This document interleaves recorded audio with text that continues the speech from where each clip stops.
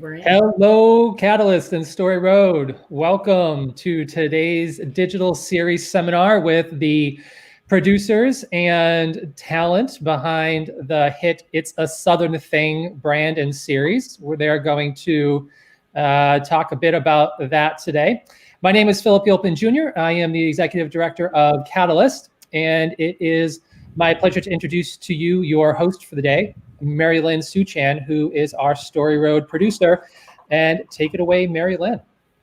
All right, so starting off, we have the team of It's a Southern Thing. And to kick it off, we're gonna go with one of our favorite videos from their channel. This is called Hubby Vision.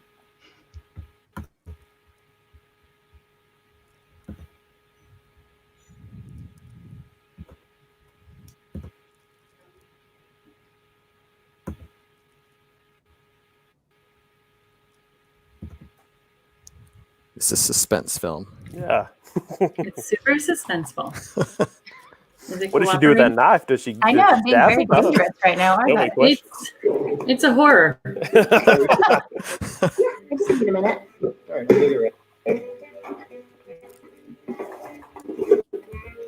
Hubby Vision. See the world through your husband's eyes.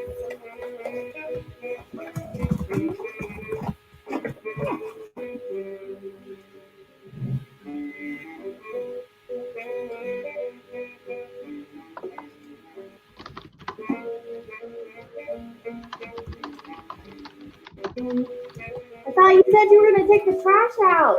It's not time yet. There's just plenty of room in there.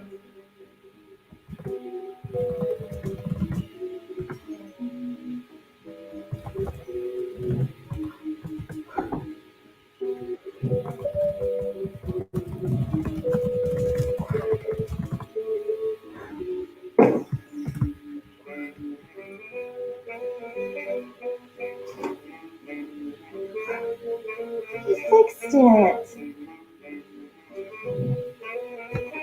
Oh, fixed it.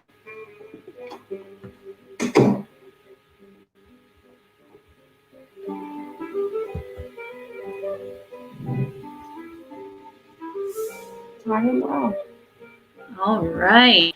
Well, we're having a little bit of some choppiness there. So I want to encourage everybody to head on over to their YouTube channel and check out that video and all their other videos, because they are just hilarious, witty, and extremely clever. We film them all at 2 frames per second.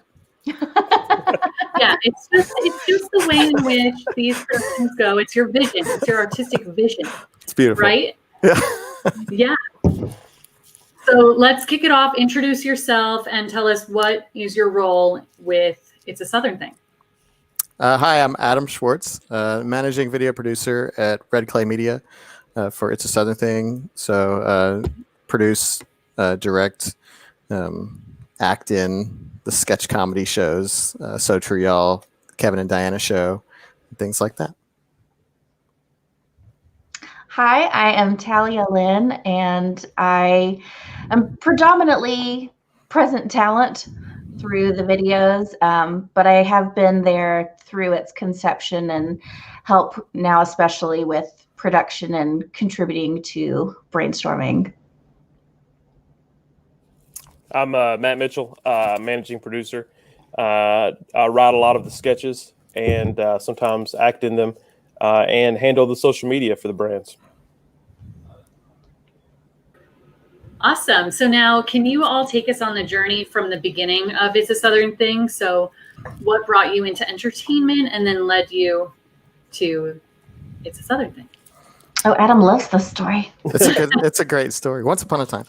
Well, it's interesting to hear how each of us sort of got involved in this. But I've been around the longest, and this whole thing started as a new job for me. I was a professor at the University of Alabama and decided to take a production job at a company called Alabama Media Group, which basically runs local news, like AL.com, things like that.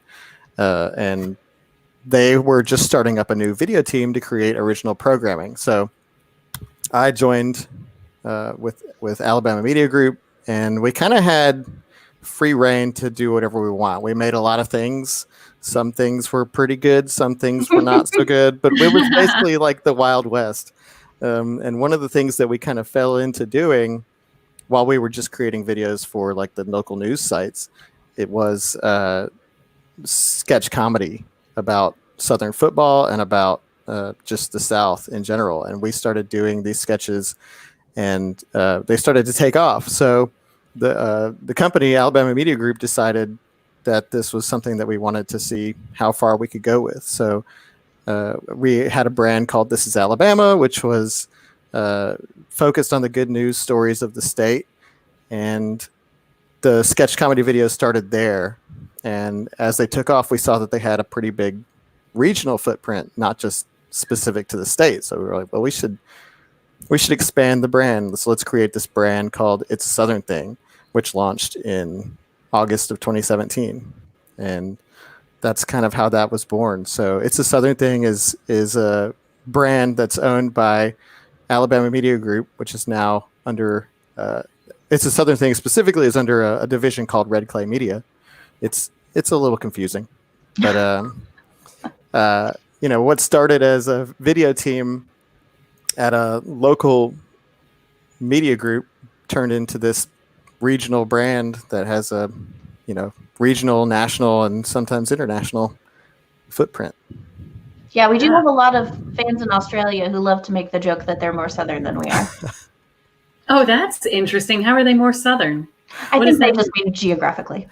They got a lot more critters than we do too, apparently. So. Yeah, big spiders. Yes, their spiders are much scarier than ours. That is for sure. Yes, they're horrifying. So Adam actually brought me in as talent when he was producing videos for This Is Alabama. So that was really exciting that I got to be there and be a part when I think It's a Southern Thing is kind of just what everyone started calling the videos as they were being produced. And they were like, well, make it bigger. Let's make it its own thing. And so that was really fun to be a part of it there. And then it continued to grow, and we needed more people. And thank goodness we found Matt. Segue. Yeah. Segue. Perfect timing. Yeah, I had been working with the Alabama Media Group that Adam had mentioned before as a freelance writer. I was a social worker for almost a decade, but doing humor writing on the side. And I did that for about a year and a half before they offered me like a full-time job. And I was just doing social media and writing stuff here and there. But then I got really into the videos and learned how to write a script, which I had never done before. Help from Adam and another coworker at the time, Robert Clay. And then I just got hooked. I was like, writing scripts is a lot more fun than writing these articles for a news website. So then it became, after a few months of doing that, it became a let's do this every week kind of thing. And then this was born. So your writer's room is essentially 3 people that make up all of the videos?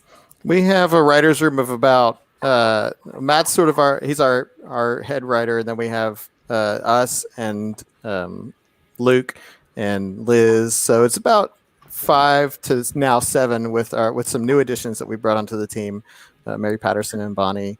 We've grown a lot since the beginning. In the beginning, It was really just kind of the 4 of us making the sketch comedy. But we've been able to grow since then, which has been awesome. And you were talking about those beginning videos and how some were hits and some were not so great. What was that thing as you were going that you were like, this is what's working and that's not working? We tried. Well, there was a lot of factor. There was a lot of trial and error.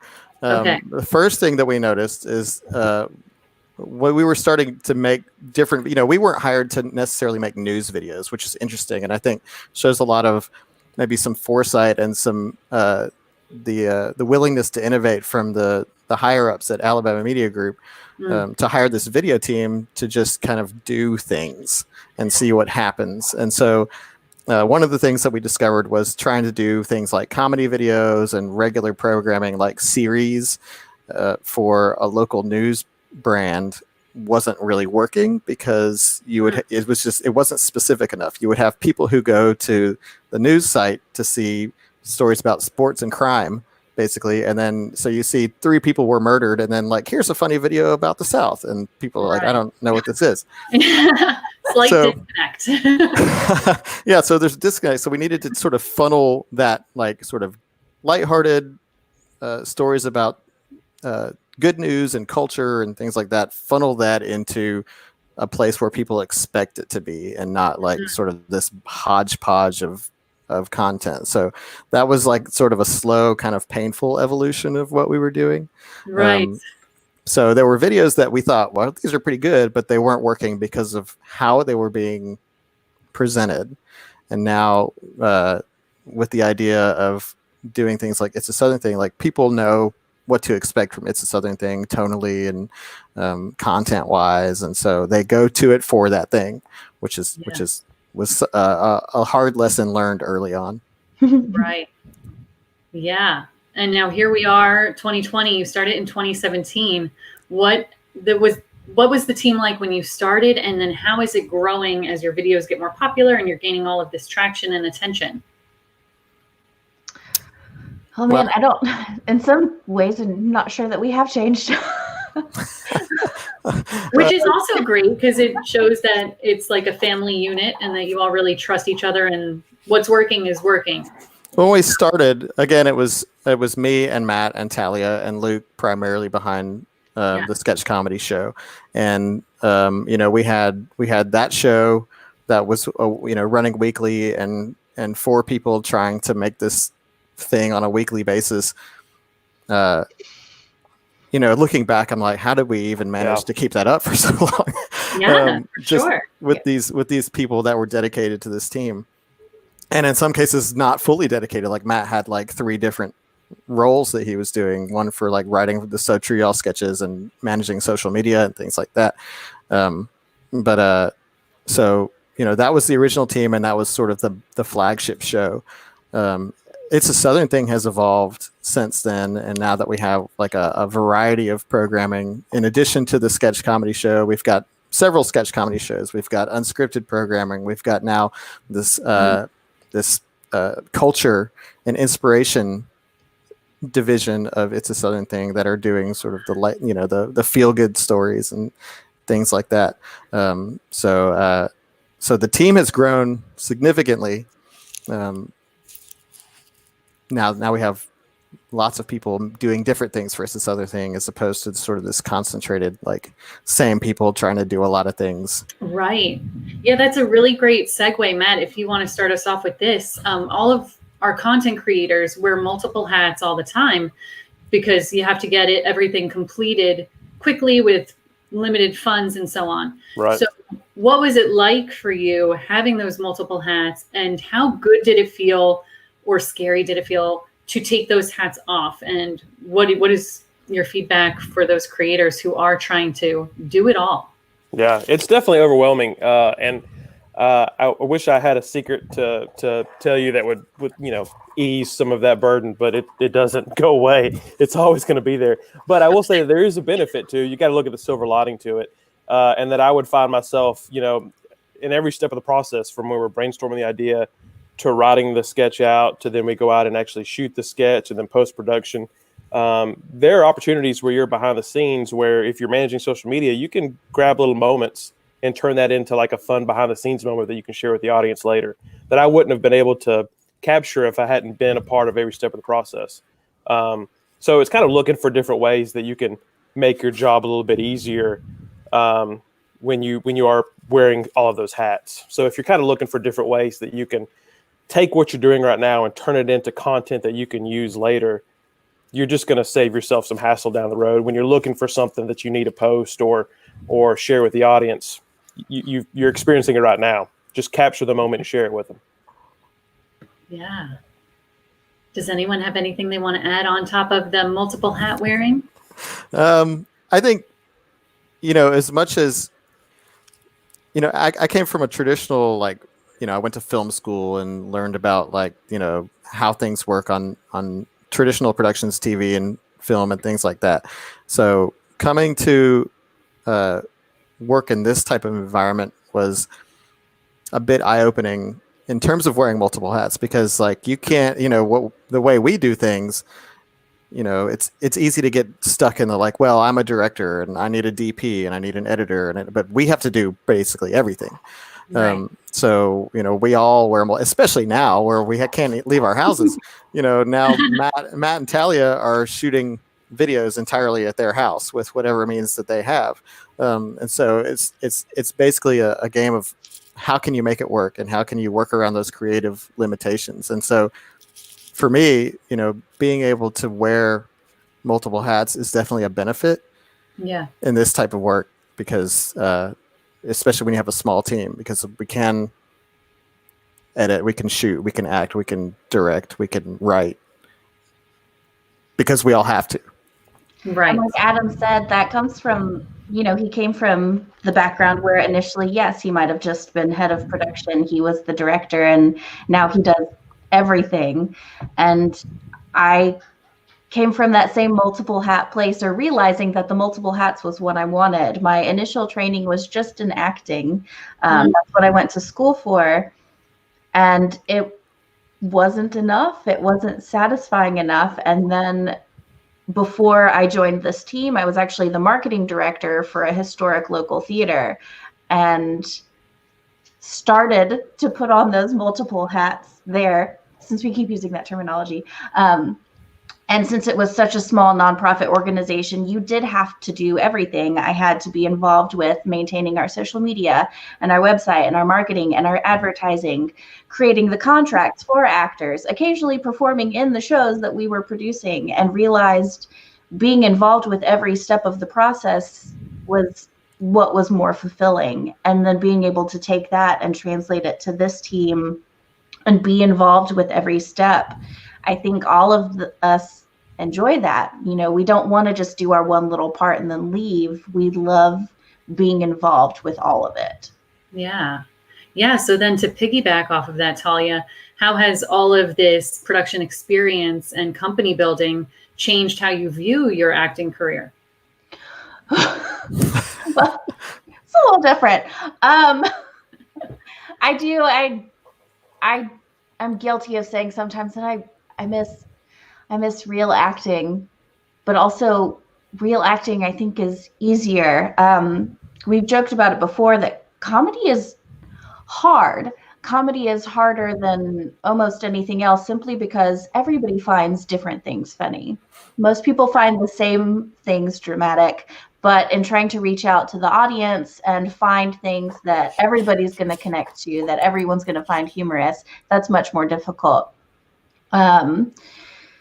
So that has been an experiment, but also it sometimes works to our benefit because the engagement is there whether people like what we're doing or not. Sometimes we do have people come in and we're like, I don't think that's funny. But by saying that, they have still engaged with us to tell us that. And that's part of it. Yeah, the people that come into the comments that like to type, not your best work, enter. Thanks for coming. Yes, constructive. Wow, very fantastic. Fantastic. Sounds very constructive. So what was the first video for you guys that went viral? Do you remember which one that was? I mean, I know you have 90. Oh, the very first was Adam and it was for the Southern Sketch Comedy, it was probably if GPS navigation was Southern, like way back in the day. That was like early 2017. It wasn't even on It's a Southern Thing. It was on This Is Alabama. And it was just something I was like, this would be fun to do.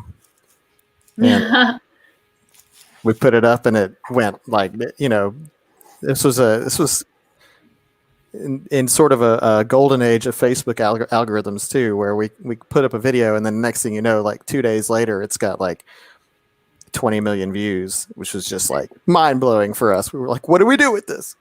Right. And it took us almost the whole, like 3/4 of a year to actually figure out what to do with it. We kept making sketches here and there after that, but it wasn't until like that GPS went up in January and It's a Southern Thing didn't officially start until August. It's a lot of time to like sort of feel our way through that. But, right. When you say figure out what to do with it, do you mean what to do with that newfound attention or the brand itself, or hello, Kitty? My coworker has no boundaries. It was mostly about, so we realized that there was kind of an underserved audience of Southerners that wanted relatable humor, and through videos like the GPS navigation video and what bless your heart really means, and the first video that we had Talia in, where it's like Southern moms doing the 1, 2, 3 count, things like that. We didn't want it to just be like a one-off. We didn't want to say like, all right, we made a video and it did really well. Is that it? Can we recreate that? Can we reproduce those results? And we were able to. And that's when it sort of dawned on us to say, okay, we have this audience. We don't want to funnel them to a site called This Is Alabama or like a news site. So what's the best way that we can turn this into a thing? And that's really where It's a Southern Thing came from. Wow. So how did you branch off then from Alabama Media Group to It's a Southern Thing? Well, It's a Southern Thing is owned by Alabama Media Group. So it's all under the same umbrella. It's just a brand that's operated by Alabama Media Group. So in creating the videos for This Is Alabama, which is also owned by Alabama Media Group, was then sort of the company's decision to say, all right, let's pull the trigger on this big brand. Let's get into something that we have. It's truly uncharted territory for what is this local news company, basically. And It's a Southern Thing sort of led the charge into that new area of entertainment. Yeah. And I know now that we're all at home and having to film our own stuff, the means are limited, right? So we're using phones and things. But how did your equipment look as you all first started making videos? And then how did that change over time? It has not changed at all over time. We're still using the same stuff. The only way we get new stuff is if we break it. Yeah. And even then, it's iffy, because then it's like, can we tape it back together? Then do that. Yeah, the old duct tape method. Yeah. The duct tape method is a real thing. Oh yeah. We run with a very small package of gear, respectively. It's basically a C100 Mark II with 2 lenses that we use regularly. There's a 50 millimeter and a 16 to 35. We have a LED light kit that's 3 lights, 2 now. So we have a shotgun microphone and some lavaliers, and if we feel especially fancy, we'll pull out the slider. It's a rare treat. The fact that we're using the small amount of equipment means we have a really small footprint. So when we're having to shoot on location, that's great because we can call a restaurant, we can ask for some favors, and we say, can we get in there and shoot, and know that we're only going to take up so much space. We're not going to become an impediment to their business. We can get in, do what we need to do, and then get out of there. And do it with, just the 4 of us. Yeah. Do you find now with your fame and attention and viral videos that locations are opening doors to you easily, or do you still have a difficult time getting those permits? It helps for sure. And we're in a state that is not as production savvy as others. And we tend to rely on favors more than anything else in terms of getting permits and things like that. So if we kind of right around where we know we can get into easily. So a lot of our videos are shot at my parents' house. Matt has a lot of connections in Jasper and surrounding areas up there. So, my friend works at that restaurant. I will text them. Yes. And so, we borrow as often as possible and pull in favors and things like that. But when we do need to reach out to a place where we need to get, official permission from, saying that we're with It's a Southern Thing, and maybe sometimes refreshing their memory about a video they might have seen on Facebook has definitely helped. Yeah. But it took some time to get there. I believe it. But still, you started in 2017, and a few years later, you have over 90 videos, right? 90 videos on the one sketch comedy show. Yeah. And then with all the unscripted videos and the other shows that we have, I don't even know what the count is. It would be over 300. I would guess. Close to. That's amazing. I got tired just hearing it out loud. Right? Yeah. And now you're all at home. So are you feeling inspiration because you're stuck at home and your mind just kind of wanders into new sketch ideas? Or is it this weird time where you're like, okay, so we're taking a hiatus from It's a Southern Thing. It's fine. It's hard for me right now writing sketches to think about anything other than quarantine, honestly. And that's every sketch we've done since we've been stuck in this has been like about that. Every time I let my mind wander into like what kind of sketch we could do that doesn't touch on quarantine, it's like, how in the world do we shoot that?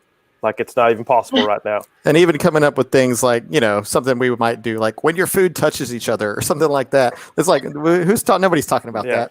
So, we have tried to, during this time, sort of be part of the conversation in the way that It's a Southern Thing can uniquely add to that. Like, we're not going to get into serious issues and things like that, but we're going to try to make light of what we can and make people laugh and hopefully bring some smiles in a weird, stressful time. Well, and just, you have to use what we have, and not just equipment and location wise, but use what we have in our current life experience. Like, I guess, spoiler alert, a joke that I inserted to a script that Matt wrote for me is, I had a moment where I was eating cereal and I spilled some on myself, and then looked down and realized I had been wearing that same pair of pajamas for too many days now. I was like, No well, such thing. I'm probably not the only person who's having these moments of realization. How can I incorporate this into what Matt has already started? So I've taken little moments and realizations that I've had over the past few days and incorporated it into that idea. But yeah, and it's something dumb, something very small, trivial, but any way that we can pull in, that's a real life moment. Right. That's what we have to use. Yeah. And then just, filming the way we can, filming using cell phones, filming, if all you can do is put a camera on a tripod and point it at yourself, hey, let's do it. Let's do it. My wife has gotten behind the camera for me for one of the sketches, and that was a fun growing experience as a couple. That's great. Yeah. Is she ready to jump on board and join the team now? Not at all. I know my husband and I constantly are arguing about lighting now, so that's fun. Yes, lighting is so important. Yeah. So, what are when you go to film, what are your things that you focus on each time that have to be spot on, or we can't continue recording? Well, usually, and I can let Matt chime in on this too, because it really starts in the brainstorming and writing process. Like, usually by the time we get on set, like, we're all on the same page about, like, yeah, this is the video that we want to make. So a lot of the consideration is the script. Do we think the script or the concept, is this right? Is this what we want? And there's a lot of considerations that go into that itself, which Matt can talk about. Yeah. Really over the course back when things were normal, I would say that we were on like a 5-day schedule, and the first 3 days were very heavy on brainstorming and then writing. And if on a perfect week, we would give ourselves a lot of time to brainstorm the what we want the video to be and what the bits of the different jokes in it would be. I'd sit down, write it out, then we'd all come back together and we'd read over it again and kind of get it exactly where we want it to before we went out there and shot it on day 4. But sometimes, and most of the time, things happen, and so you really don't get that last moment of table reads and all that, and so you end up doing it while you're shooting, and that happens a lot where you're working through the jokes in the moment. Like maybe you finally got down, people reading it out loud, and you're like, that doesn't work, so we'll change stuff on the fly. So I would say that's a pretty critical moment for us, is in that we're having to combine a whole lot onto that shoot day, just because we're turning these things out so fast. So that 4th day is a lot of still brainstorming, still making last minute writing changes, and somehow getting that thing shot and ready to go out. Yeah, and then the conceptualization of the ideas themselves. I mean, we've been doing this for a while, so it's it's hard to say that we go through like a physical or actual sort of checklist, but having a sense of what our audience is about and what they're going to relate to is always driving what we make. So like if we had like some commandments or whatever, it would be like, is this relatable? Is this shareable? And is our audience going to like that? And then do we like it? Because it's important that we like what we make. Yeah. Of course. Yeah. Do you find it then pretty formulaic to know which videos are going to go viral? Are you in the middle of writing and think, okay, guys, I got a good one. This is going to be the one to go. Or you're like, it's not going to go viral, but I love this idea, so we're doing it. I will say that our most viral video is the one that we were just like, let's just get this thing over with and move on to next week. We were so done with it.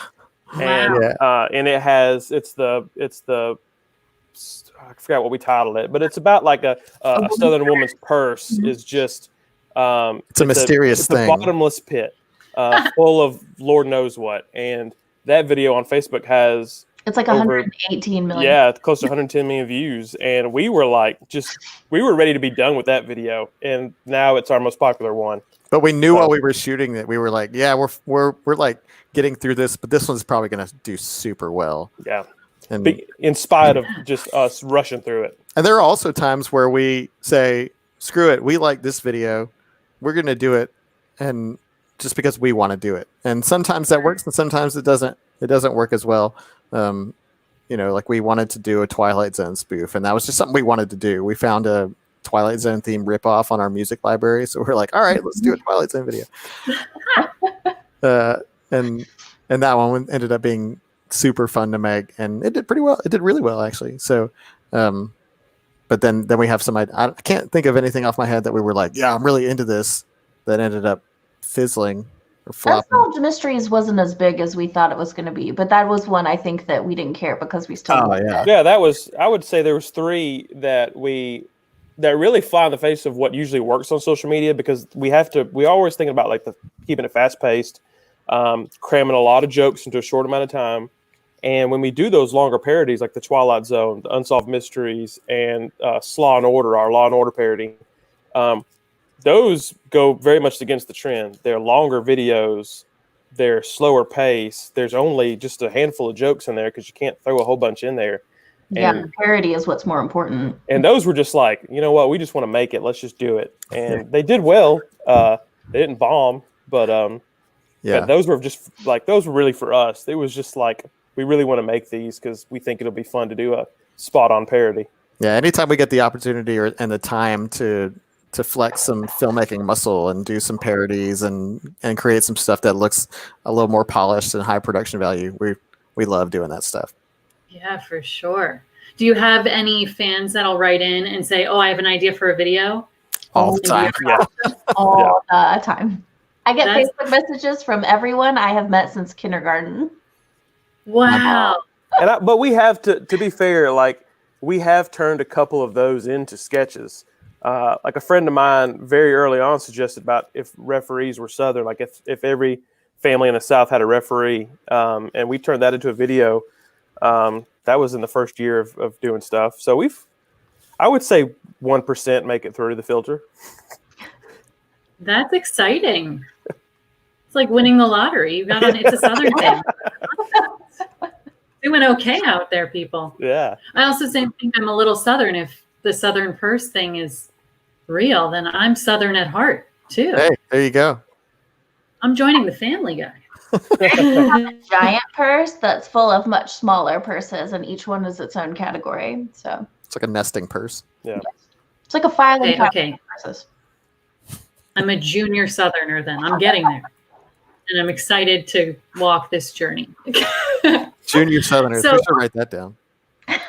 What's that? We should write that down. A junior Southerner. We'll make a sketch about it.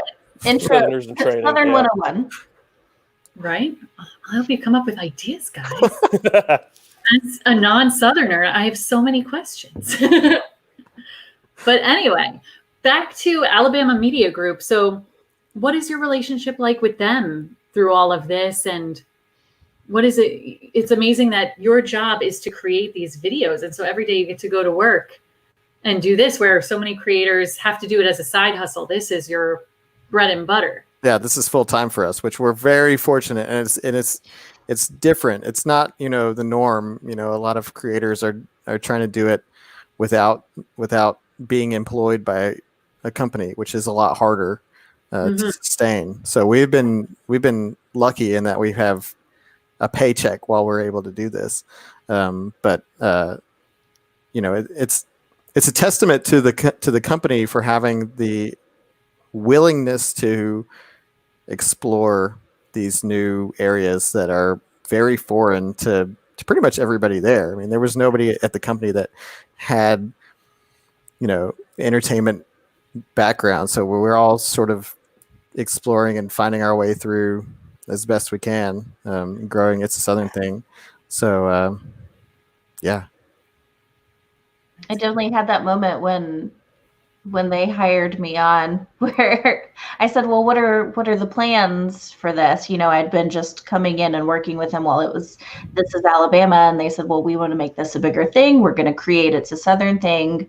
We're going to start something new. And I said, okay, well, what's the plan? Because I was the one that came from, you know, the theater, the stage, the acting background, who's worked in the entertainment division. And you know, working with journalists now, I was like, okay, what are we going to do? And they're like, we'll figure it out as we go. And we're like, okay.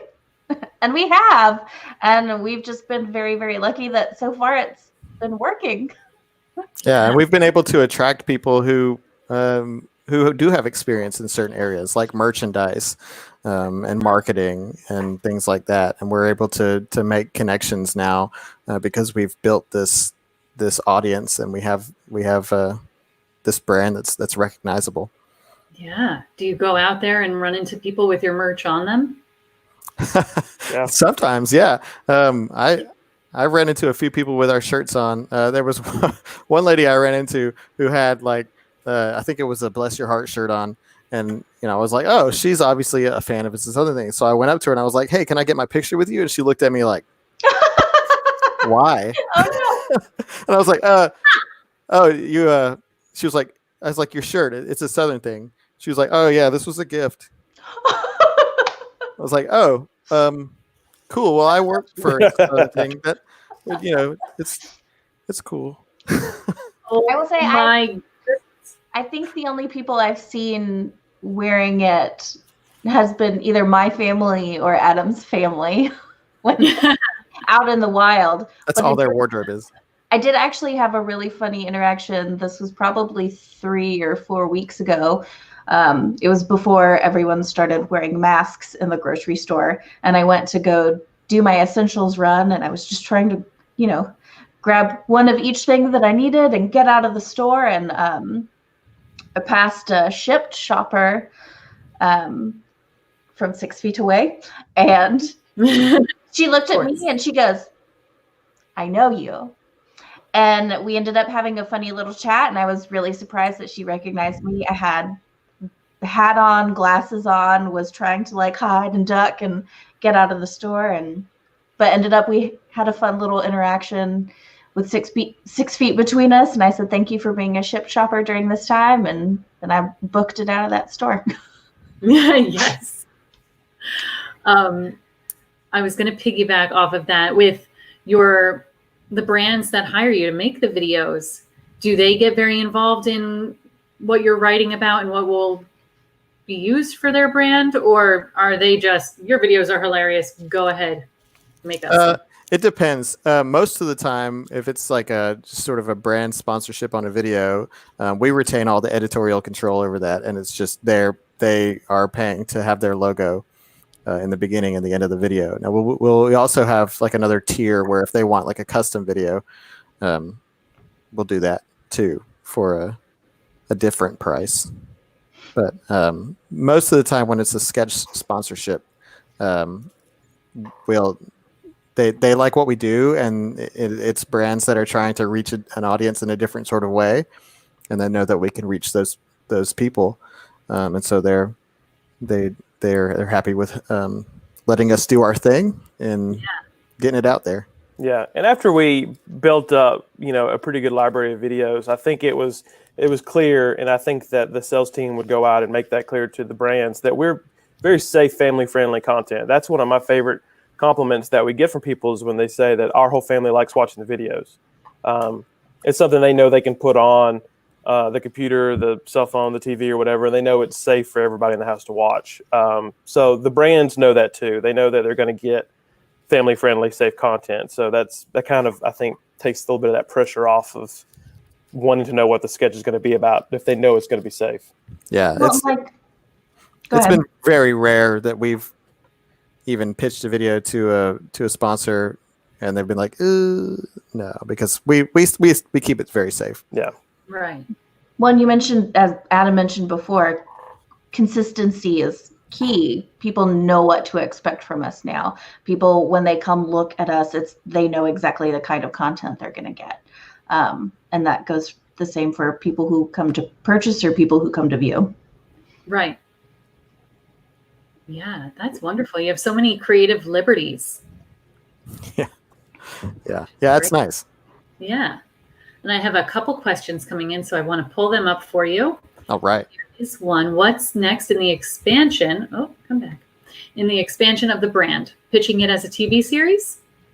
So we have, there's a lot of sort of feelers out there in various areas. We do have now a thing called Advanced Originals that is working to pitch things like TV shows and things like that. But we also did, last year, we ran a successful Kickstarter campaign to fund a TV pilot that we want to develop.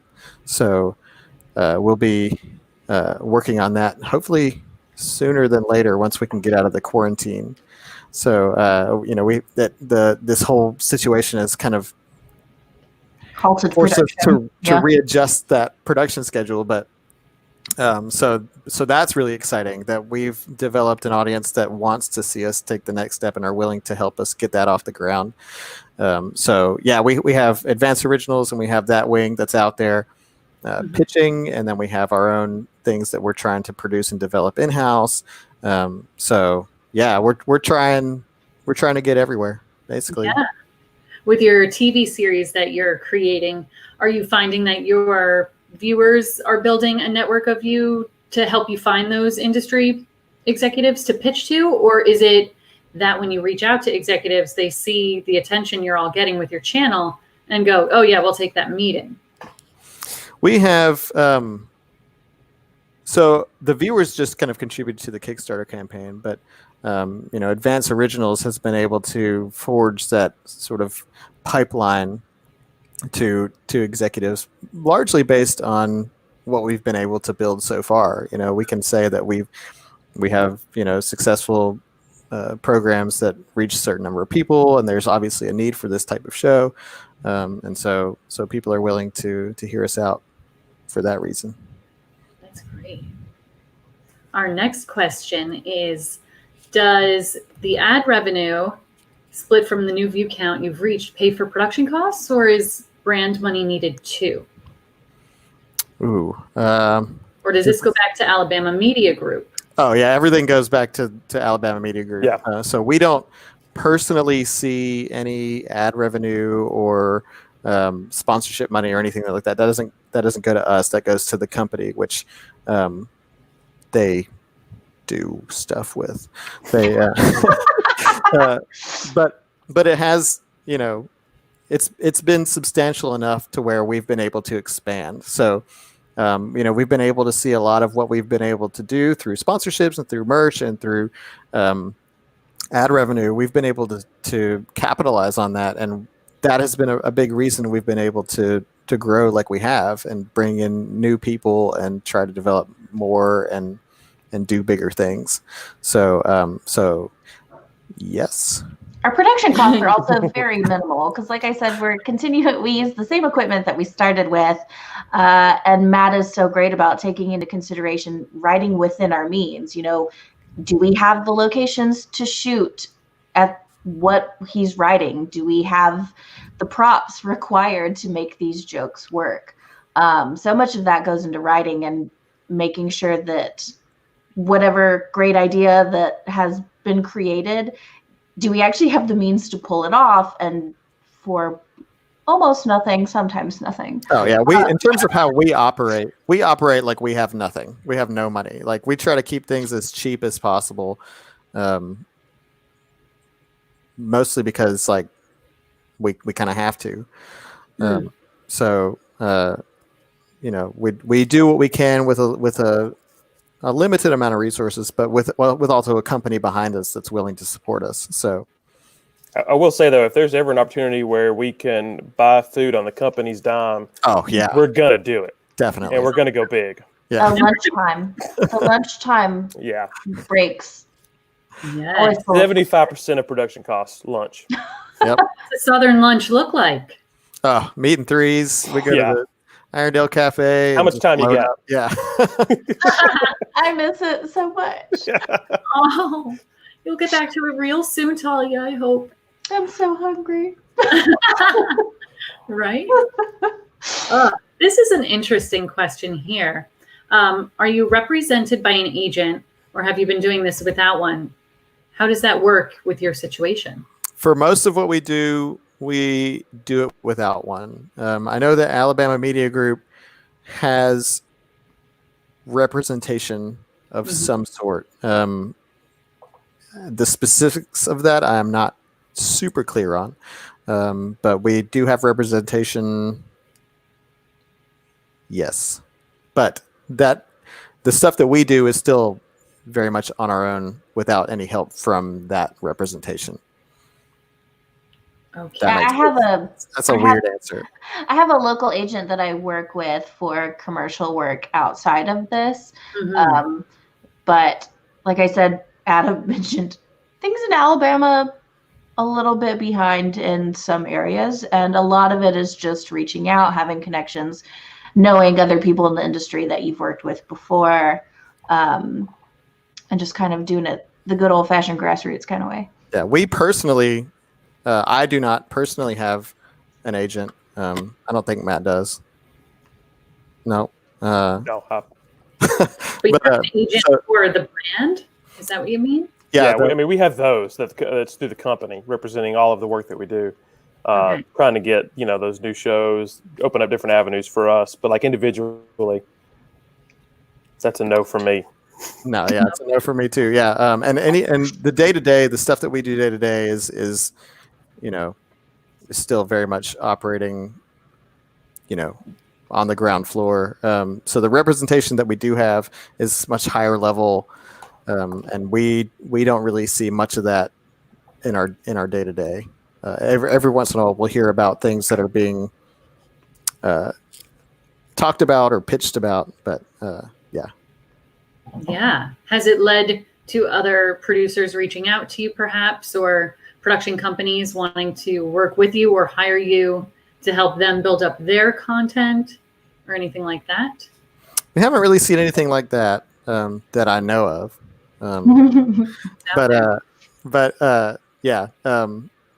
It's we do a majority of the stuff in-house for all of It's a Southern Thing, including even like merch is done in-house. We outsource obviously the production of certain merchandise, but then it's all mailed to our office where we then catalog it and then ship it out and things like that. So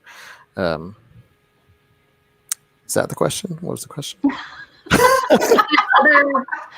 other companies or other producers reach out to you to work on their project or help build up their channel? Mostly no. It's the short answer. Yeah, not even those Instagrammers? I've gotten a few friends who have started up with, not video series, but like a friend who started up like a podcast series here and there. And, just different types of content, different forms of content that they'll get one off the ground running and ask if I could come on and help. And then I'm, usually able to do that, happy to do that for them. But nothing more than outside just people I already know or close acquaintances that are just trying to get their own thing up and running on whatever platform or whatever form of content that might be. Yeah, same. Right. Great. That's very nice of you. And then what else am I going to do right now? Right, you have a little extra time I on have your all the hands. time in the world. So help all the friends that you can. Yeah. And then this question we have, how do you see this as a stepping stone to your next individual career goal? So maybe share your career goal and continue from there. Ooh, this is an interesting question. Stepping stone. This is a really awkward time for all of us to say that we're planning on leaving. Well, I don't know. I've personally, like, this has been a wild ride for me to get to this point where we're at right now. I mean, are there other things that I'd like to try my hand at? Sure, but I also love what we do right now. And when we talk about doing the shooting the pilot for the sitcom we want to make, we still talk about how we're going to be able to do our weekly sketches. And you know, we know we'll have to take a break for a certain period of time to make that pilot, but we want to get right back to it as soon as we're done.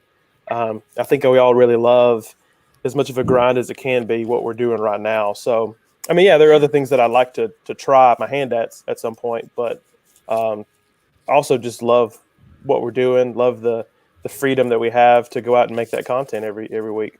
Yeah, I mean, I would say that, like, you know, certainly there are imagined evolutions of what we are doing. Nothing sort of concrete. You know, since I was in middle school and high school, I had dreams of doing sketch comedy. And, like, you know, when I was in high school, I was like, I'm going to be on SNL one day. Now I have a very unique opportunity to produce and create sketch comedy, and it has a platform that a lot of people watch. And so that has been super rewarding, and I love what we do. Like Matt says, you know, it's, you know, what we do is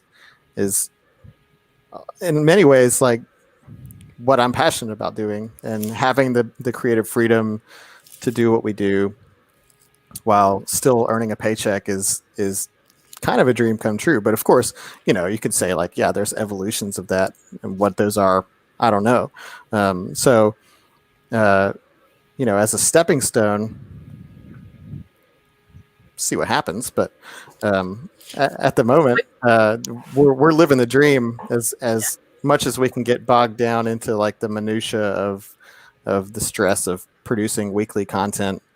You know, we do take the opportunity to step back and be like, wow, this is awesome. Yeah. Yeah, you are lucky. Yeah. Yes. Yeah, it's such a other to work with, and have this company that to make all of this content every week. So that's amazing. I can't wait to see what else comes out from It's a Southern Thing. And what's the best way for everybody to support you? Matt, you want to talk about our stuff? So we're on a whole mess of platforms.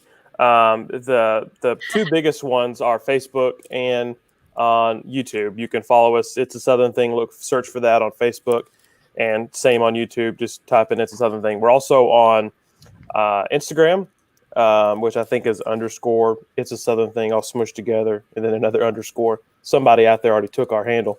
And then we're on Twitter and TikTok. We just launched our TikTok several months ago. Liz Dial, who I don't think so. Talk about it. It's fine. Yeah. I mean, it's only a few more weeks in quarantine, and that's probably going to happen. But yeah, Liz Dial, that's on our social media team, is in charge of the TikTok, and it has blown up under her watch.